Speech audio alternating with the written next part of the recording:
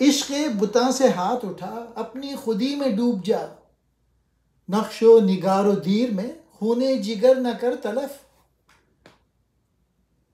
کھول کے کیا بیاں کروں سر مقام مرگ و عشق، عشق ہے مرگ با شرف مرگ حیات بے شرف۔ اس شعر میں علامہ اقبال ملت کو ایک نئی راہ سے آگاہ کرتے ہوئے کہتے ہیں کہ غیروں کی خوشامد سے بچو، خود اپنی حقیقت کو پہچانو۔ مراد یہ ہے کہ صحیح انسان وہی ہے جو دوسروں کی غلامی کو مسترد کرتے ہوئے اپنی آزادی کا تحفظ کرے۔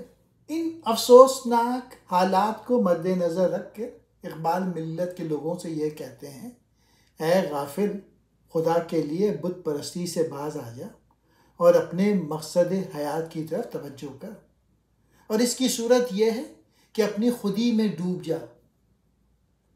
اس دنیا کے بت کدے کے نقش و نگار میں اپنا خون جگر ضائع نہ کر، مطلب یہ کہ مادی فوائد کے حصول کے چکر سے باہر نکل، اس کی خاطر مشقت و محنت سے کام نہ لے، بلکہ اپنی معرفت حاصل کر کے جد و جہد و عمل سے اپنی عظمت و بقا کا سامان کر۔